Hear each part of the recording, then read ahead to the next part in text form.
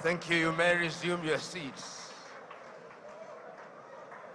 I'm a great opponent of lengthy introductions.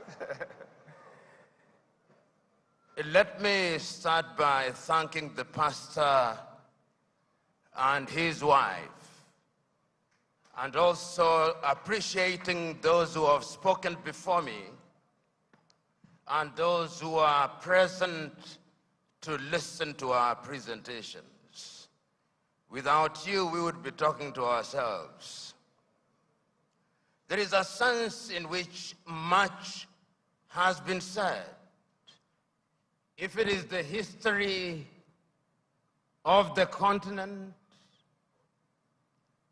slavery that has been mentioned, if it is colonization that has been spoken to, if it is neo-colonization that has been spoken to, if it is in describing the continent of Africa as having been divided so very arbitrarily in Berlin in 1884 and 1885, that has been spoken to.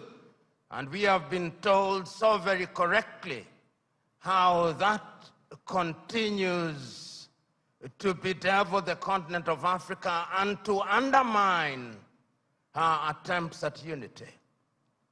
Those of you who are students of history will remember that in 1963 in Addis Ababa, Ethiopia, and in 1964 in Cairo, Egypt, the debate was, should we redraw the boundaries? It was agreed by the founding fathers then that that would be an exercise in fueling conflict, and that if we were moving towards unity, then redrawing boundaries was unnecessary. The OAU was, of course, founded in 1963, a weak organization which, as it were, introduced the concept of inviolability of boundaries and placed emphasis on sovereignty. We have been told that that could very well be the reason why Africa's growth has been stunted. There are those, and the SMO has told us so very effectively, that upon consultation with the gods, he has been told very useful things, and the gods are right in the revelation that they have made. The gods are right in saying that we have suffered in many ways and continue to do so, and that therefore the post-independence African country or countries are bedeviled by many things. That could be a reason. It has also been said that part of the reason why we have not realized our potential is because we make the wrong choices. And that could very well be true. And my brother who spoke about choices so very well told us that it all rests on the choices that you make. And you who are Christians will remember that at critical moments, even in the Christian tradition, it has always been a question of choices. If you read the book of 1 Kings at chapter 18, when there is conflict in that little place called Israel, Elijah summons them and says, choose you now. If Baal is God, bring the 450 disciples of Baal and the 400 of Asherah who dined with Jezebel. And if God is God, let him be worshipped. If Baal is Baal, let him be worshipped. Perhaps that is the reason why we are where we are. We never make the right choices. We choose Baal when we should be choosing God. There are those who have said possibly, and you see this choice if you read the book of Joshua chapter 24, when he calls the Israelites and tells them, choose you now. Do you want to worship the gods whom your ancestors worshipped before they crossed the river, or the gods of the Amorites in whose land you dwell? As for me and my house, we shall serve the Lord. Perhaps we are not serving the gods, and that the gods are angry. And in the anger, they continue to visit pain upon us. So there is a sense in which and many things have been talked about. But Africa sometimes judges ourselves very harshly and with a jaundiced sense of history. The post-colonial African state, the oldest post-colonial African state is Ghana, 66 years only. Nigeria, 63 years only. And we often forget these very important and immortal words of John Henry Clark when he said that all African countries, upon regaining independence, started to conduct their affairs on the basis of systems of governments that were borrowed from Europe, and that none of them will ever succeed on the basis of borrowed systems. And as if he were a Jewish prophet, he is being proven right on a daily basis. Because whenever we in the African countries think that we have identified the problem and that we have identified the antidote, when we apply the antidote, new wounds appear. That has been the state of Africa, and that continues to be our state. And therefore, when we judge Africa, we must ask ourselves, from whose lens are we judging Africa? When in 1965, the Osagyefo Kwame Nkrumah wrote the book, Neo-Colonialism, the Last Stage of Imperialism, and the Most Dangerous, he was right, and he was overthrown for it, because the colonizer left but never left. And if you have any doubt, see what is happening in Niger, in Guinea, in Burkina Faso, in Mali. They are alive and well. And Africa remains the only continent in the world that is still referred to as Francophone, Anglophone, Lusophone, and now we are beginning to even call it Russophone and Sinophone and Indophone. There is a sense in which we must never forget this, so that when we are judging Africa, we ought to judge her on the basis and upon the realization that the headwinds that stand on our path are numerous, and that there is no shortage of fifth columnists within our ranks. The SMO spoke, and if the SMO were to speak a little longer, he would have reminded you of what Chinua Achebe said in Things Fall Apart, that they came and put the things that held us together, and we can no longer reason as one. And he said, we may have sent the white man away, but what about our brothers whose minds they have infected and infested? And there is no shortage of them. So Africa can and will arise. And if you look at the continent of Africa, she has always been conscious of the need to do right things. And if you look at the continent since 1963, and I can remember this so very vividly, I can remember Kwame Nkrumah in 1957 on the 6th of March saying, the freedom of Ghana means nothing if the rest of Africa is not free. He says the same thing in 1958. He repeats the same thing in 1960 in Casablanca, Morocco. He repeats it again on 25th of May, 1963 in Addis Ababa, Ethiopia, where he tells the 32 heads of states gathered there, we must live here with one army. We must live here with one currency. We must live here with one foreign policy coordinated. And I even suggest that we can have a capital, and I suggest Bangui in Central African Republic because it is the most central. But we listen to him not. After that, of course, we have had our gains.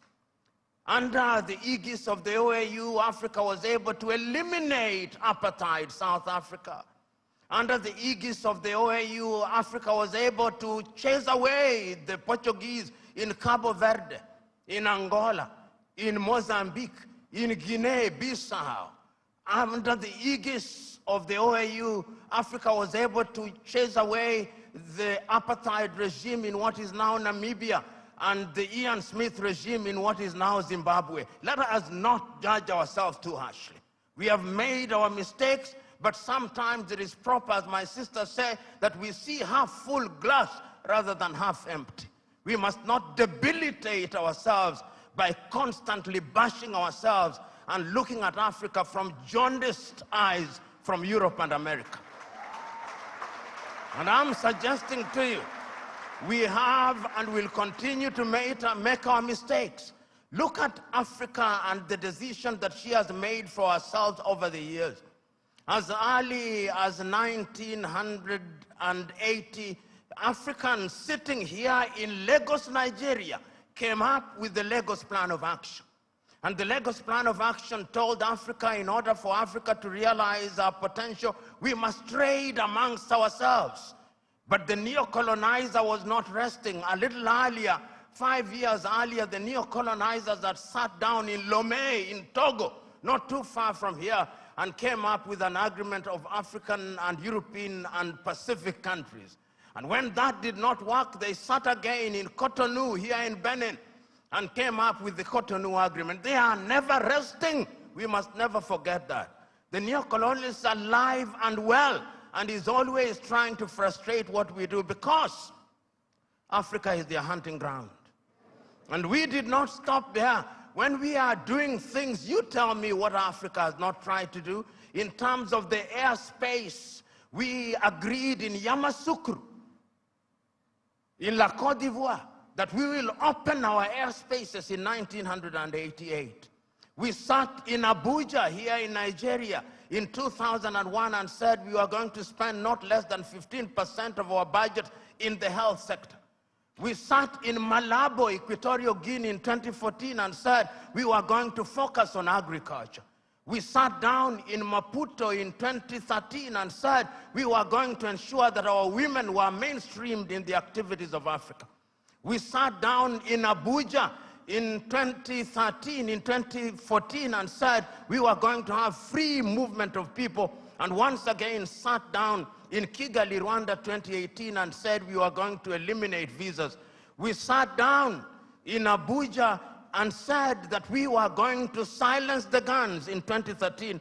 We did not. And we sat down in 2020 and said we were going to silence them. And now the guns are alive and well. And who are supplying us with the weapons? It is not us. It is others. Should we blame them? Yes, we should. Should we blame ourselves? Yes, we should. So Africa has always been a battleground.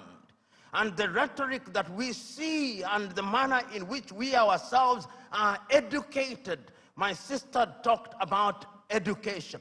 But really, what are we teaching ourselves? It is fella Nicola Pokuti said, "Teacher, don't teach me nonsense."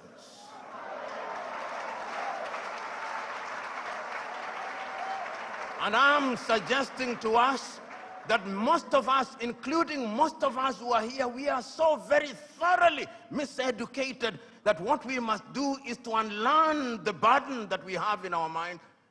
Those of us who are lawyers, when do we feel happiest? When we cite an English authority to determine a land case in Abeokuta.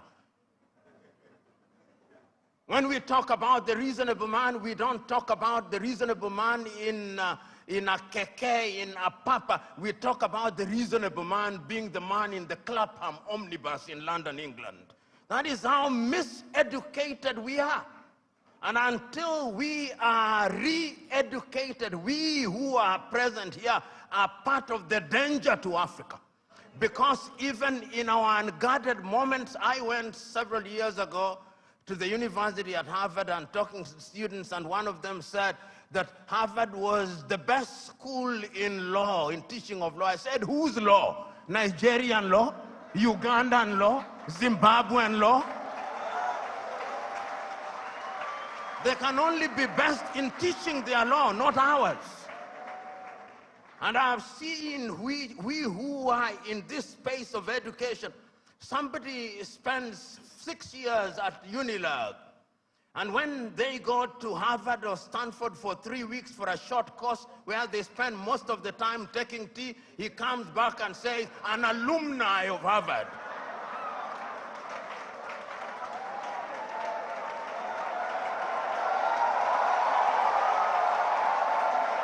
So the time is now. The time is now to begin re-educating ourselves. The time is now to exercise the ghost of low self-esteem. You know, Africa has many things. We have talked about our mineral resources. We've talked about our arable land. We have talked about many things, but from where I sit, the greatest African resource is the human resource.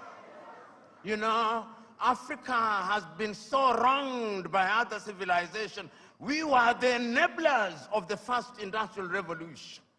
When our ancestors were taken to work in the farms in Europe, we enabled that revolution.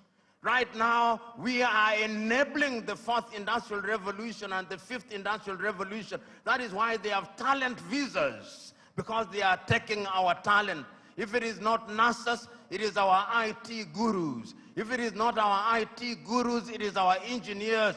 And we are gleefully letting them away.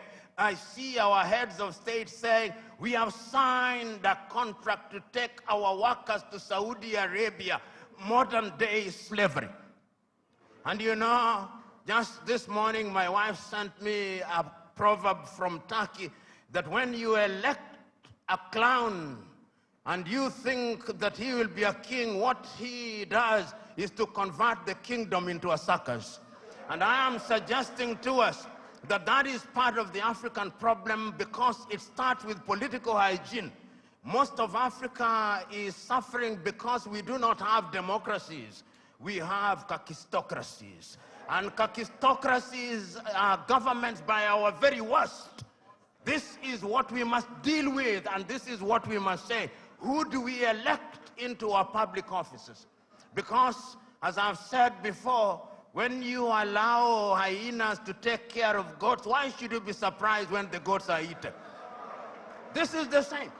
And Africa is only going to realize our potential in all areas when, by dint of choice, we enable and allow our best men and women to serve in different areas. I've heard it being said about Lee Kuan Yew in Singapore. I've heard it being suggested about Mahathir Mohamad in Malaysia. I've heard it being said about Japan. I've heard it being said about other countries. But there was a conscious decision on the part of those individuals and the followership. We always talk about leaders, but we never talk about the followers. The followers must also style up. Africans on average are for some reason attracted to thieves. Africans are for some reason attracted to men and women who cannot serve her.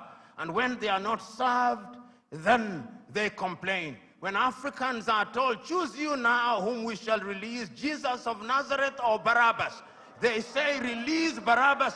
And when Barabbas behaves like Barabbas, they say, why are you not behaving like Christ? It cannot be done. And this is what we must do. And I am submitting to us that it can be done and it should be done.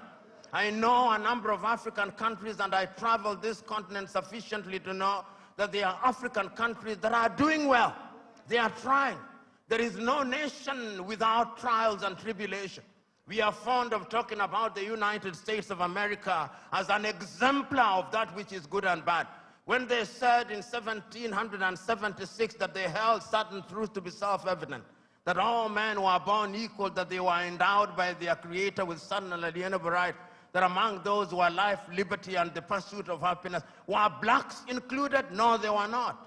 Did they not fight a civil war? Yes, they did. Are they not frustrating people until 1963? Did George Floyd, was he not killed only recently? There is not a single nation without trials and tribulation. And we must therefore remind ourselves that we have the wherewithal to catapult Africa into a different orbit. And Nyerere of Tanzania once said, we must also define what development means. And he said, development does not mean necessarily the building of skyscrapers. There is nothing wrong with that. But let the Americans go to the moon. We are going to provide water to our villages. We must define what development means. And once we define what development means and we define ourselves, then Africa shall realize our potential. In 1996, Thabo Mbeki talked about an African. Who is an African? Who are you? Define yourself first. The Chinese define themselves. The Indonesians define themselves. The Koreans define themselves. We must define ourselves and begin to believe in our institutions. You know, and I see it in this part of the world. When we want to look at our economy, we say, what does Moody's say? And Moody's is very moody when they come to Africa. Moody's. Can the Department of Economics at UNILAG not do that? Can't they? McKinsey, an American outfit, they are the ones who come here and tell us how our economy is behaving. When the American dollar as much as sneezes, the Naira goes into a coma. Why? 63 years after independence in Nigeria, 66 in Ghana, 61 in Kenya and many other countries, we still believe that somebody else's currency is what must define us. 63 years after independence, we are still importing chicken as if our chicken forgot how to lay eggs.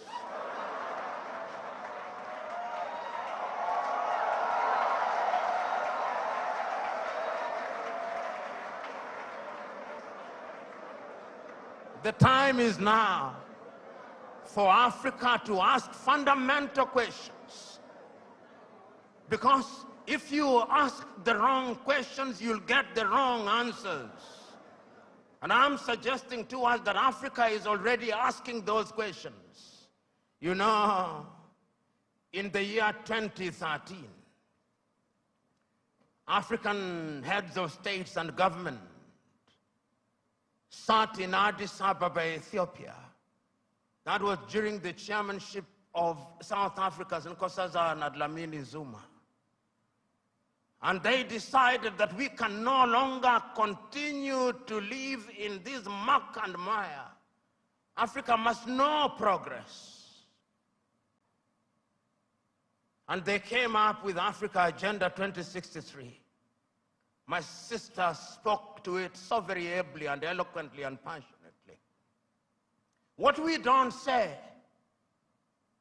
is that during that week, Nkosazana and Dlamini Zuma wrote an apology letter to Kwame Nkrumah,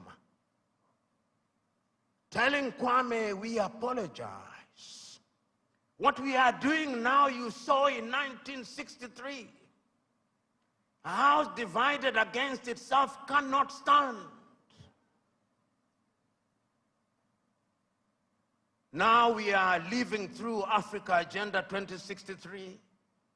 We are living through the Sustainable Development Goals. And I'm not a Jewish prophet nor related to one, but I can confirm to you we will not fulfill any one of them. You cannot, in the nature of things, engage the reverse gear and then think you'll reach your destination. You cannot. And that is what most African countries have done. So the time is now, as the cliche goes, when you are in a hole, you stop digging. And Africa must stop digging. And if we stop digging and we look at what we have, Africa Continental Free Trade Area says that we are going to trade amongst ourselves in the world.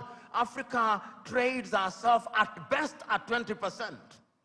Europe at about 70%, North America possibly 65%, Asia now going to 60%, Latin America going to 55%, Africa 20%. What must we do? We must stop certain things that stand in our way. Conflict. Look at Africa as I speak to you. Look at Sudan. For the last 2 months, there is no economic activity in Sudan. They are destroying what they once built. Even if you wanted to trade, who do you trade with?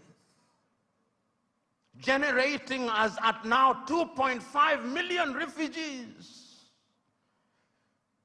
I do not hear the voices of African leaders, no. Their silence is eloquent. And when they speak mutedly in sanitized languages, and people are dying. Children who ought to be vaccinated in Sudan are not getting vaccinated. Here in your neighborhood in Cameroon, children have not gone to school for the last many years. Conflict. In northern Mali, the country is divided de facto into two.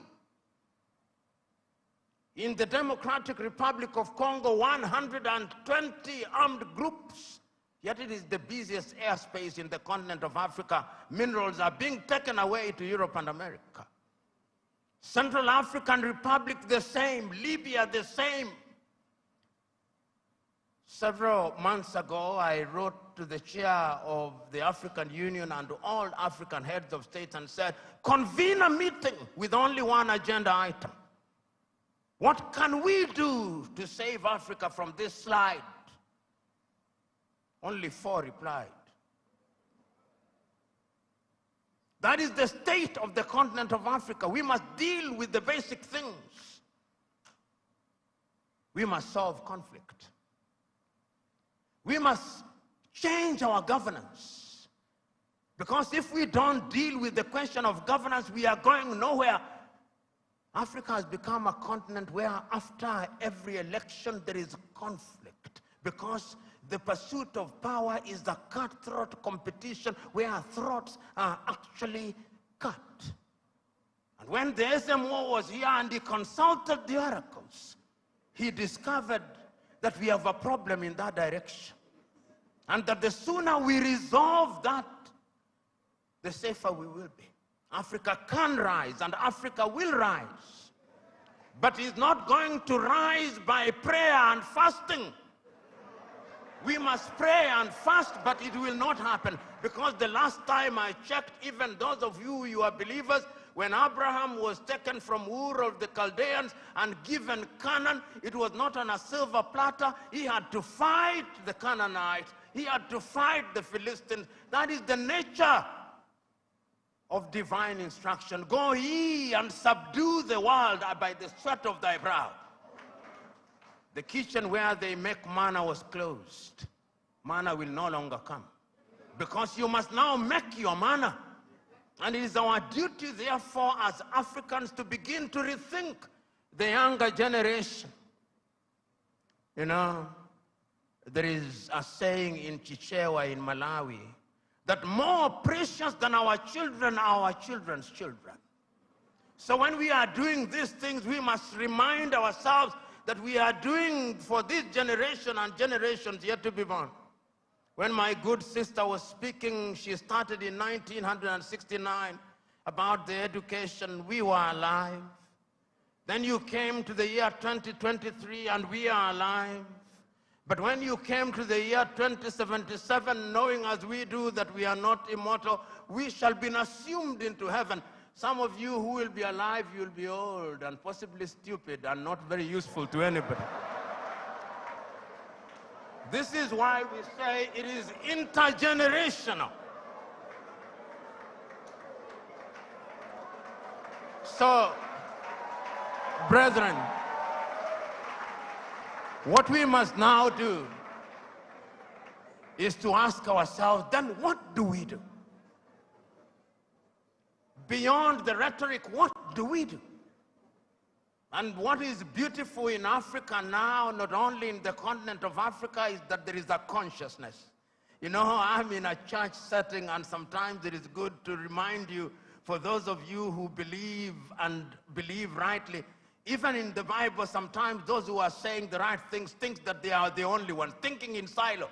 You remember Elijah going and saying, but Lord, I'm the only one who has not bowed to Baal. He was told, no, there are 7,000 others. And as I travel across Africa, there are 7,000 others. Today, I've seen many of them. Today, I've had the honor and privilege of listening to many of them. One enlightened more than the other. One more passionate than the other, talking about what we can do. And talking about the place of Nigeria in that space. Times without number have talked about Nigeria and reminded Nigerians that the day you become great, that is the day Africa becomes great.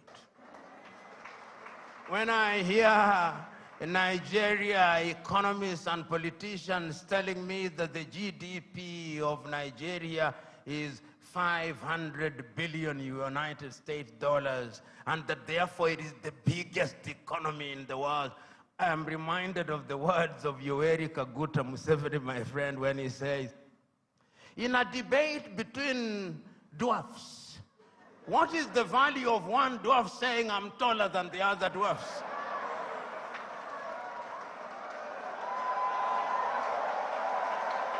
You are still a dwarf. This Nigeria is capable in 5 years of becoming a 3 trillion GDP economy. The fundamentals are there. Talk of human resource. And I think it is my sister, you go to anywhere in the world, tell me, engineering, artificial intelligence, space, Nigerians. The saying goes, if you go to any part of the world and you do not find a Nigerian, run away from there. Because there is nothing to be done there. It is these Nigerians who will move the country. I keep on reminding my Nigerian friends, you say you are 220 million. No, you are not. I suspect you are 300 million. And if my suspicion is correct, you owe this region and this continent the talent. You know, when people talk about instability in Nigeria, I ask them, can you handle refugees from Nigeria? Can you? You cannot. They'll overwhelm the entire West Africa. So it is in Africans' genuine desire that Nigeria remains great and becomes great. All the ingredients are there.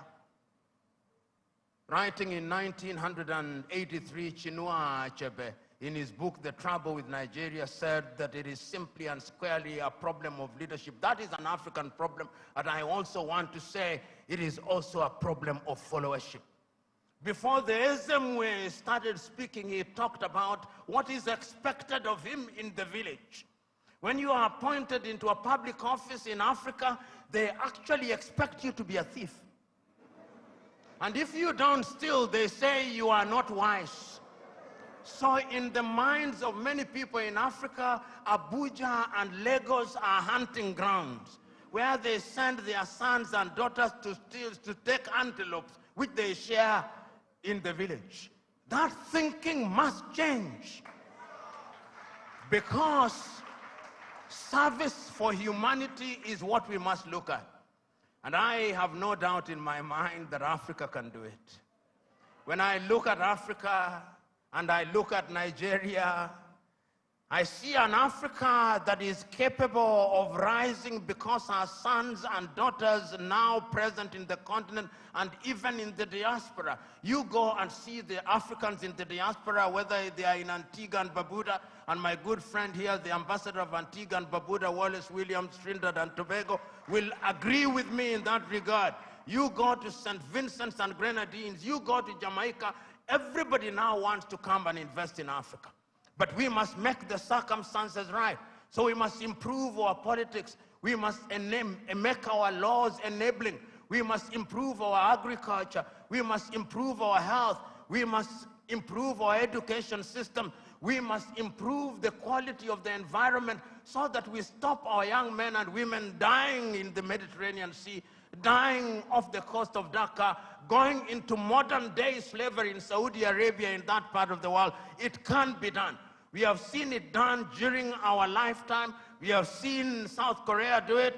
We have seen China do it. We are seeing India do it. We can see Indonesia doing it. We have seen Vietnam after the war doing it. And within the continent of Africa, there are other examples. We have seen Rwanda rise like a phoenix during our lifetime.